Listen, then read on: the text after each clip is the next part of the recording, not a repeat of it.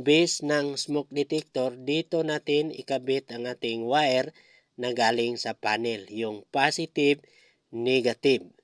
Hello mga ka-busy mind. So sa hindi pa nakakaalam paano mag-wiring ng conventional fire alarm device or smoke detector, so sa video na ito ibahagi ko sa inyo kung paano mag-wiring ng conventional smoke detector.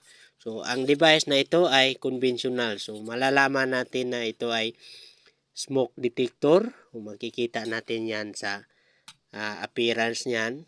Yan, may nakabalot yan na maitim. So ibig sabihin yan na device na yan ay smoke detector. Kung hindi pa rin natin alam kung smoke detector ba ito, titingnan natin sa likod.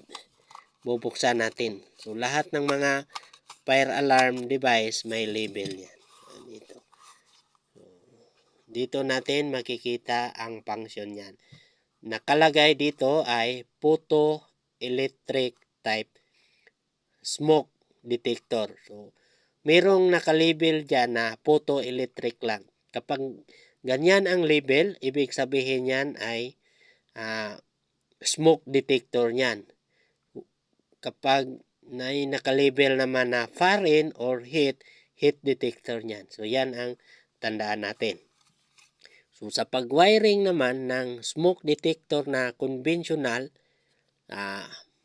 may marami din na paraan sa pag-wiring or may maraming wiring connection. So depende yan sa brand o supplier ng isang fire alarm system. So lahat naman ay mayroong diagram. So titingnan lang natin sa diagram or sa base mismo ng ating smoke detector. Tulad nito, itong base ng smoke detector, dito natin ikabit ang ating wire na galing sa panel, yung positive, negative. So kung makikita natin yan, ito yung mga terminal. May tatlong terminal dyan. So kung makikita mo ang terminal na yan ay LC, L1 and 2. So itong terminal 3 naka-label niyan ay LC. So ibig sabihin, ang LC ay line common. Dito natin i-terminate yung black na cable. Dito naman sa L1, ito yung cable na red na galing sa panel in.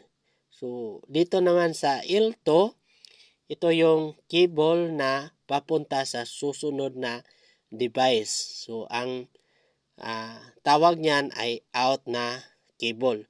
So red na cable nito, yung black common, dito lang natin i-couple sa LC or common. Ganito lang ang pag-wiring ng conventional na fire alarm smoke detector. Okay?